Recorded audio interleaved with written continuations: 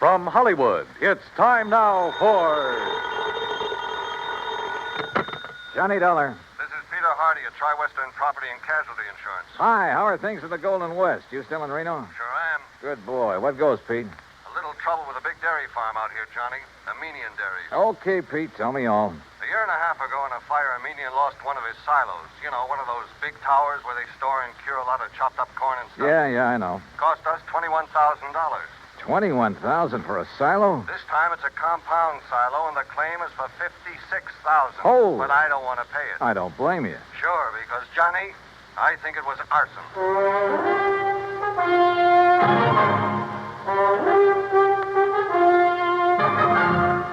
Bob Bailey in the exciting adventures of the man with the action-packed expense account. America's fabulous freelance insurance investigator. Yours truly, Johnny Dollar. And now, Act One of yours truly, Johnny Dollar.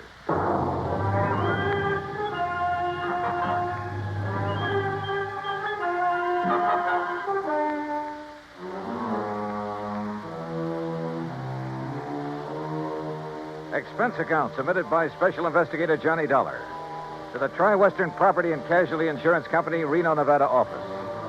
Following is an account of expenses incurred during my investigation of the Doubtful dairy matter.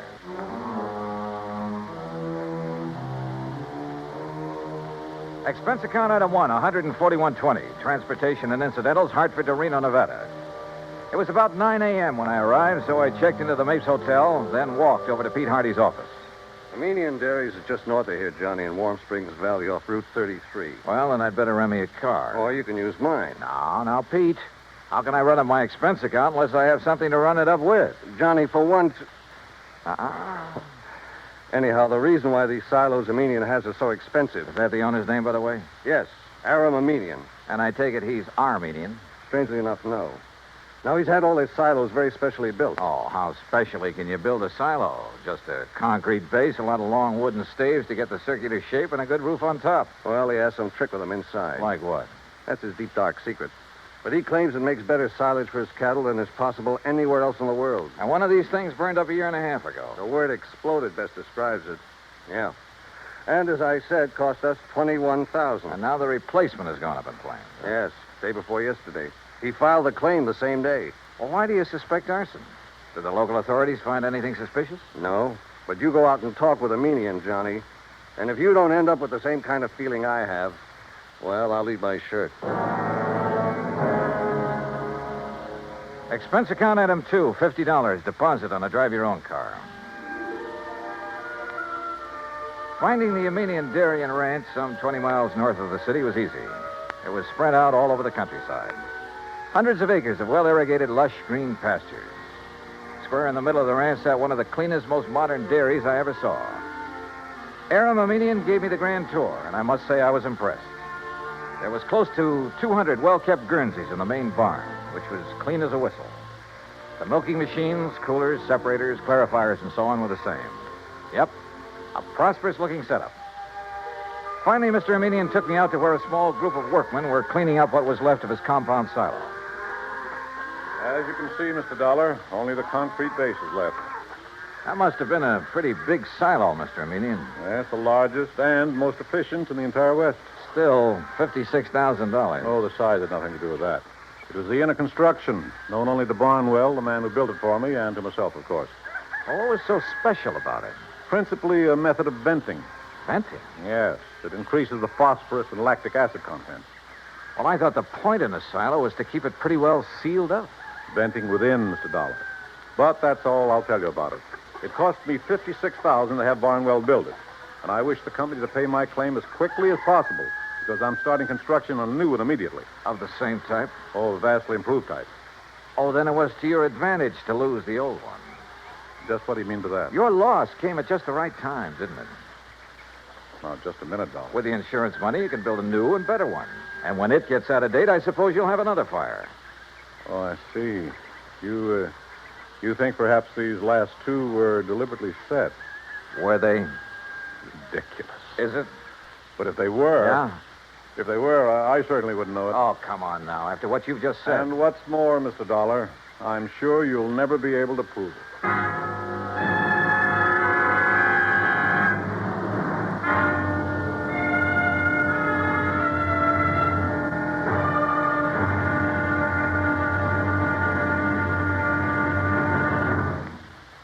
Act two of yours truly, Johnny Dollar, in a moment. We sometimes wonder, what is the life of a human being really worth? Not too much? Or maybe a great deal? Does it depend on whose life it is? Whatever the answer, one thing is certain. Fred Hargesheimer, since World War II, has felt that his life is worth quite a lot of gratitude. During the war in the Pacific, about June of 1943, Lieutenant Hargesheimer had his P-38 fighter plane shot out of the sky. Badly wounded, he bailed out over a tiny island, New Britain. It looked pretty small from where he hit the silk, but he found it much bigger when he hit the ground. It was bigger, and in complete control of the enemy. But Hargesheimer was lucky. After a month of lonely hiding, he was found by a group of friendly natives from the village of Nantambu. They cared for him and successfully hid him from enemy patrols for the next 4 months at the risk of their own lives. Then Hargesheimer was able to make it back to civilization. For the next 17 years, Fred Hargesheimer thought about those wonderful people of Nantambu.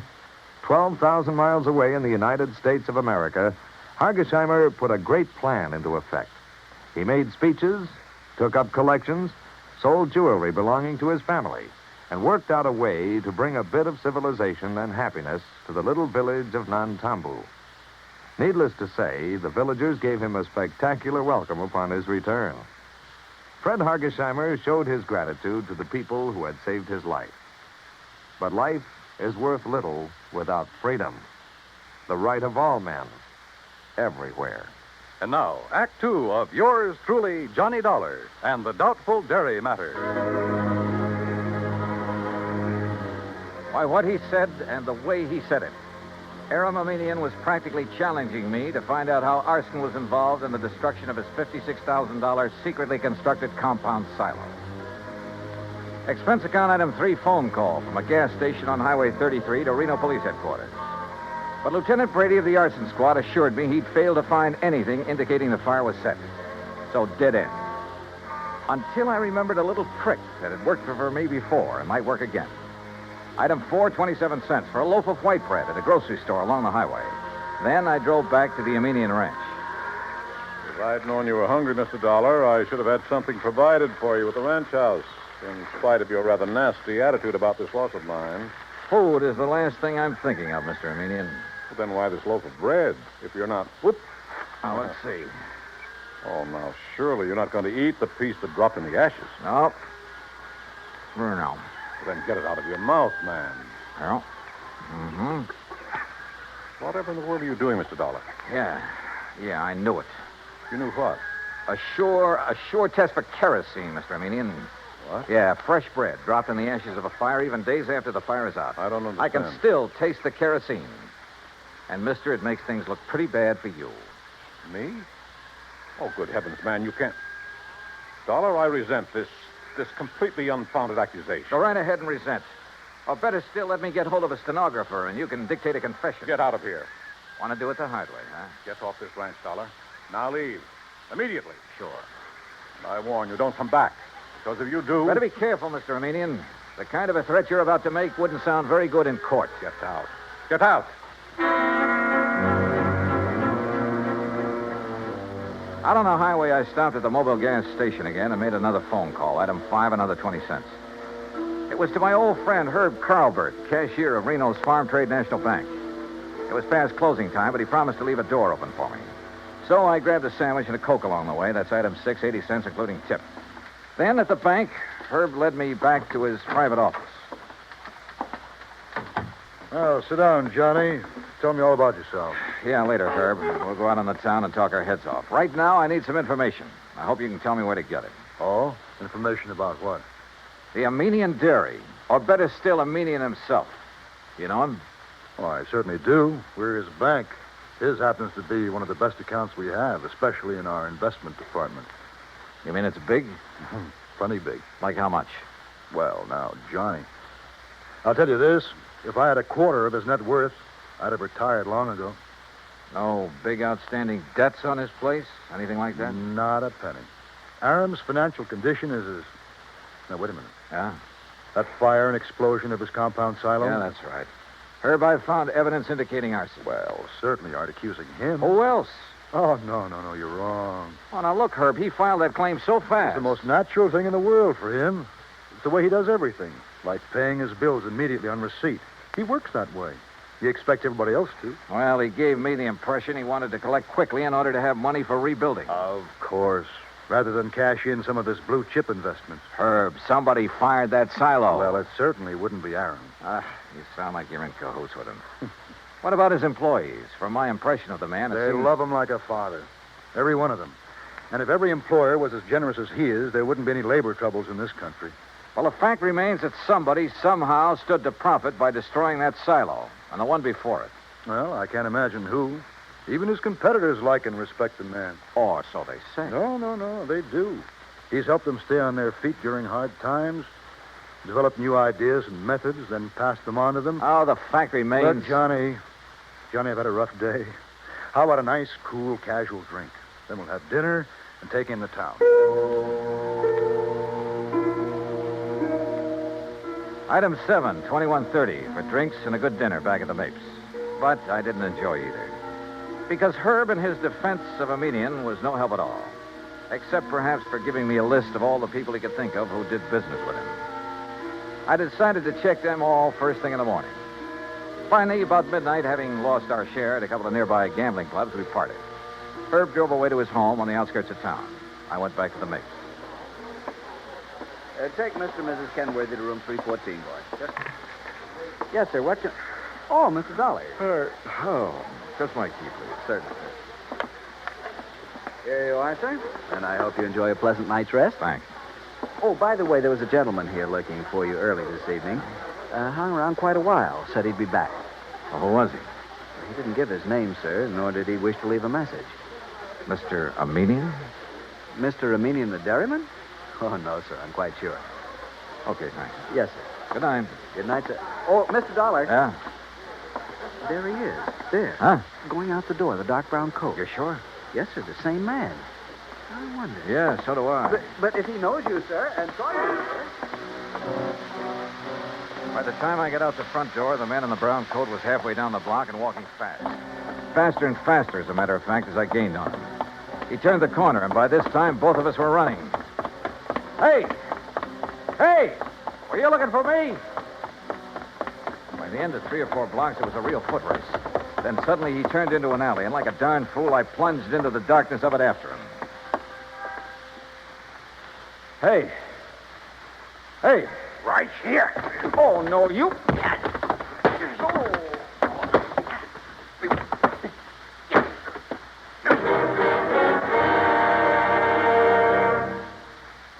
Act 3 of yours truly, Johnny Dollar, in a moment. Our flag now numbers 50 stars, and behind each star there stands yet another flag representing one of the 50 states. New Hampshire state flag carries its state seal on a field of dark blue. The seal is surrounded by a wreath of laurel leaves, the symbol of peace, interspersed with 9 stars because New Hampshire was the 9th state to join the Union. The heart of the state seal is a representation of the frigate Raleigh, recalling the glory of the early days of sail. New Hampshire state flag, the flag of the 9th state to enter the Union, was adopted on April 29, 1931. And now, Act 3 of yours truly, Johnny Dollar, and the Doubtful Dairy Matters.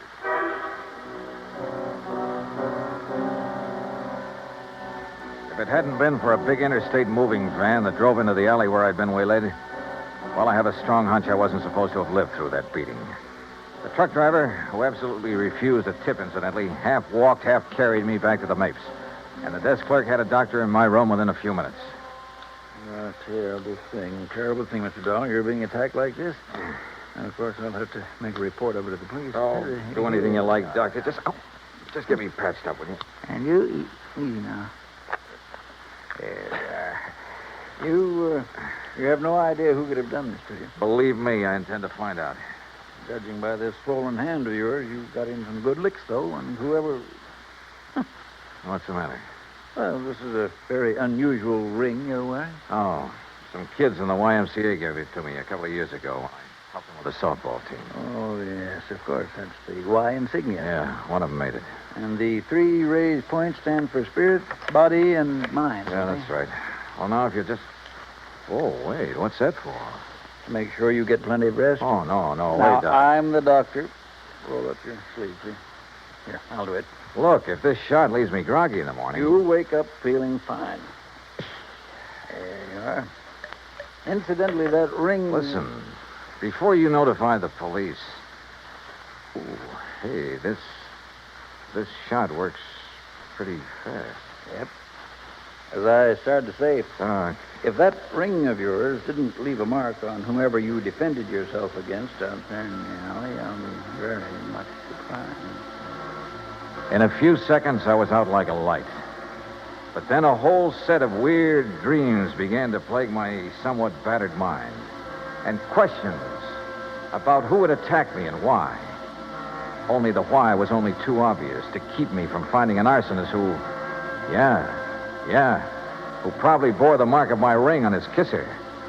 I thought of the names Herb had given me and his insistence that none of them could be guilty. Wait a minute. There was one name he hadn't mentioned, but a median had, of one man who stood to gain a lot by the destruction of the silos. Or maybe it was just a crazy hunch, part of the wild dreams that came from the beating I'd taken. In any event,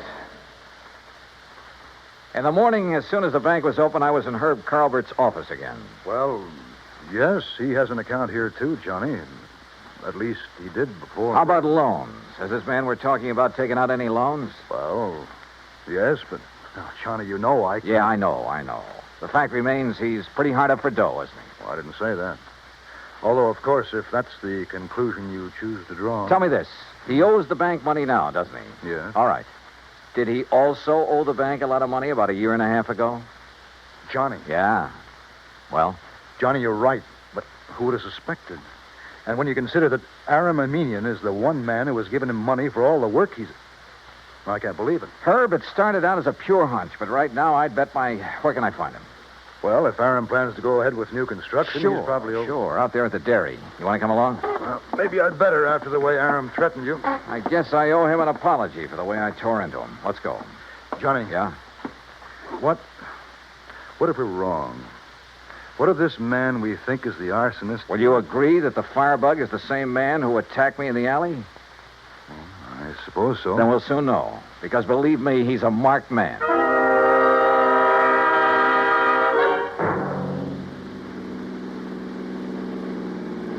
We made the Aminian dairy in 30 minutes flat, and we're told at the gate that Aram Aminian was in the pasteurizing plant.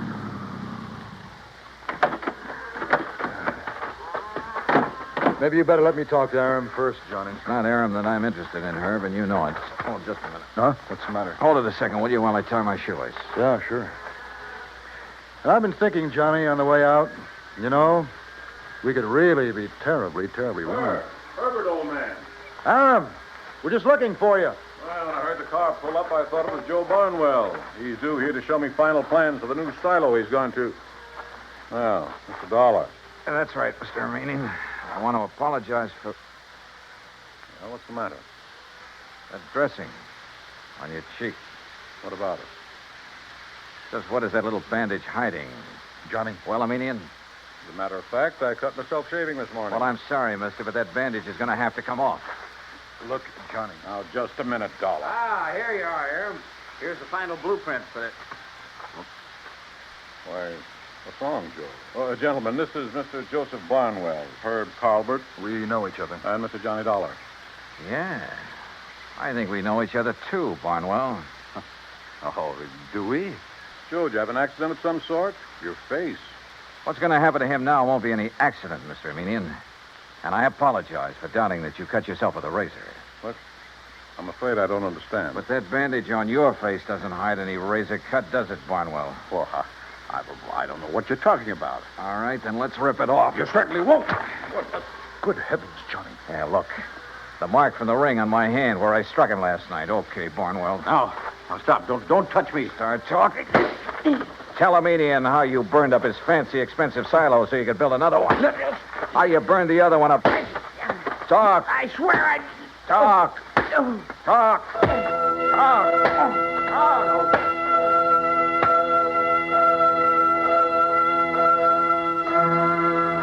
Yeah, he talked all right, plenty. About a racket so old I hadn't heard of it in years. The crooked builder who burned out his own clients to get himself more work. And in this case, a natural, because he was the only one who shared Aram's secret construction plans. And by the time I was through with him, he blabbed about some of the other clients he'd taken the same way. Expense account total, including incidentals and the trip back to Hartford, $418 even. Yours truly, Johnny Dollar.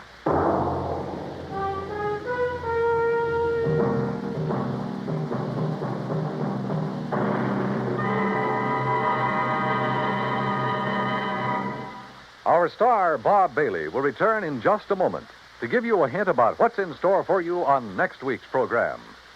Meantime, listen carefully. There is a biblical verse which promises life is going to be better for everybody in the world when mercy and truth are met together and righteousness and peace have kissed each other. When the people of the United States of America express that thought, it is not in idleness, but in deeds. Today, it is common knowledge that when the gigantic earthquakes and tidal waves struck the Republic of Chile in South America not too long ago, thousands of lives were lost and tens of thousands were left homeless, hungry, and suffering. Immediate aid in the form of food, medicine, clothing, supplies, and professional and technical help were flown to Chile by the United States Air Force in a Mercy airlift. When the work was done and the suffering people made happier and more comfortable, American servicemen received such grateful thanks from the people of Chile that they felt increased pride in being able to wear the uniform of the United States of America. This same pride has come to other Americans in uniform when mercy and truth have come together to follow the wake of disaster in other parts of the world.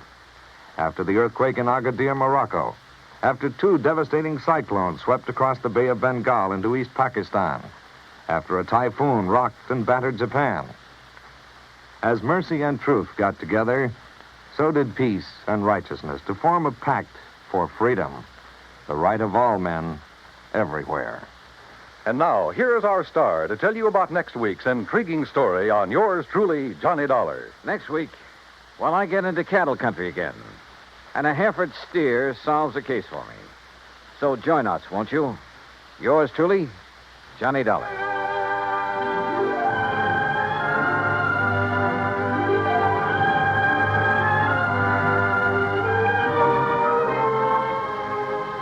Yours truly, Johnny Dollar, starring Bob Bailey, originates in Hollywood.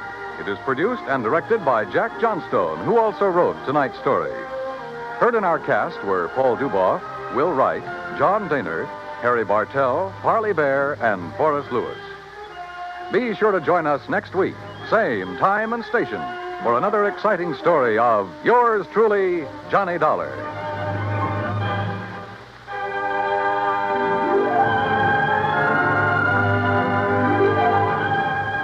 This is Dan Coverly speaking.